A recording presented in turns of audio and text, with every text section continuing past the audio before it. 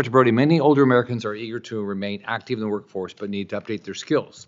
How can our colleges and universities, especially our community colleges, expand access to affordable and short-term programs tailored to seniors who want to reskill or pivot careers? I think colleges need to be very intentional and working with the business and industry to determine where the gaps are and what the needs are, and then develop programs such as what we've done, programs that specifically target individuals and then train them for those skills. This way you get to places of 100% job placement because the employers, the students are trained for exactly what the employers are looking for. It's been very successful at Santa Fe College, and it's very important that we are nimble and putting students into employment that the employers are looking for, putting them into degree programs and certificate programs that the employers are looking for. All right. Yeah, you have to think of a student that finishes and there's no job where they, Right. somebody, I mean, I think a lot of schools around the country have lied to them. Yes. I remember when I was governor, I was talking to all these kids, and you tell them about these degrees. I said, "Is there even a job for that?"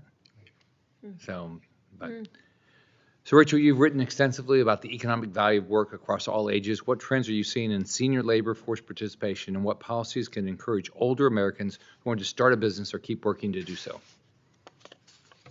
One of the most positive trends, I think, has been the increase in the ability to work independently, whether you call that freelancing, gig work, independent contractor, but to be able to retire from the traditional 9-to-5 job, having to report to the boss on their time, and to be able to shift into this type of work. I've seen it in my grandfather and in both of my parents, and it's just a way to be able to remain engaged and yet to still have the freedom and the flexibility to maybe go care for grandparents, volunteering, just pursuing those things that you wanted to do in your golden years. And one statistic said that 29% of the baby boom professionals are freelancing in some capacity, and I think that's a great thing, but there are additional steps that could be taken to help make that more accessible, particularly measures that would allow those individuals to still be able to get the traditional workplace benefits. Healthcare is extremely important if you're not yet of Medicare age, but to be able to have access to that healthcare. And there's things like the Unlocking Benefits for Independent Workers Act that would allow those individuals to still contribute into a retirement account, still get that healthcare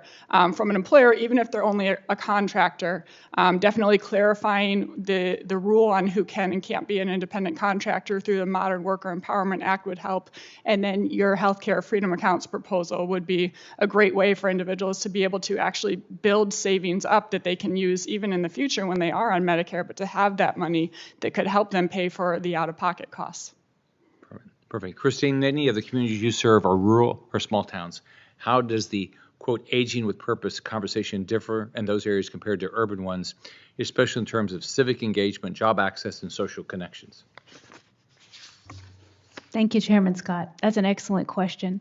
In the rural areas, we talk a lot about the digital divide. I'm sure you've all heard digital divide. And what we're really saying is if they don't have access to internet, if they don't have access to the training to utilize a computer, a smartphone, and so forth, they are suffering in this digital divide. And when we think about rural areas, there's going to be less opportunity just by virtue of there's less businesses for them to train at, less nonprofits for them to go gain skills, and so forth. So when we think about seniors in rural communities, we really think about that digital divide. And the way to address that, of course, is to ensure that everybody has access to internet. And then additionally, everyone has access to the training to utilize that internet. As I said, we implemented a job training program with tablets. You can't just hand a tablet and a keyboard to a senior and say, all right, you got internet, you got your tablet, you're ready to go. Now, there's a few steps after that have to be taken. But once you take those steps, they can become data managers. That's a real story. I've seen that happen. Took a woman who had never used a computer, and 2 years later, she got a job as a data manager. So just a little investment goes a long way in those rural communities. Yeah. John, what would you say to someone who is later in their stage of life and is interested in starting a business but feels it may be too late?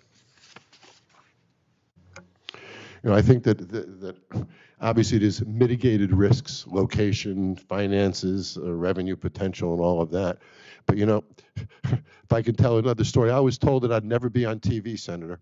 I was told that I was too ugly and not good looking enough. It'll never happen. And one day I realized that I'm the only person who can say no to me.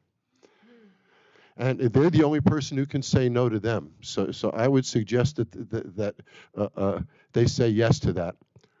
And the other interesting thing I would say is if a senior is going to get into a small business today, it's a different economic environment. And sure, costs are higher. It isn't the cost that'll take you down. It's the inability to manage those costs that'll take a business down. It's management skills more than the actual economic environment that we live in. And I think any dollars invested in the programs that you're doing that provide budgetary management skills, supply side skills, marketing skills, all of these skills will allow us to thrive in almost any economic environment if we know how to manage those costs well. And I think a lot of that is education. Yesterday when I was speaking to minority member Gildebrandt's team, we talked about 401ks for a couple of minutes and the power of 401ks. And I said something I had never quite thought about before. I see them smiling back there. We talk about 401ks, but we never sell it. We never sell it. We talk about the features of a 401k, but do we ever really talk about the benefits? For example, if you're 25 years old and you invest in a 401k, when you're 45 years old, you could be a millionaire. We never send those messages that... Back where I was working, they never told me to do it.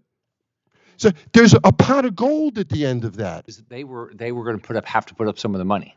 Yep. And economic incentive not to do it.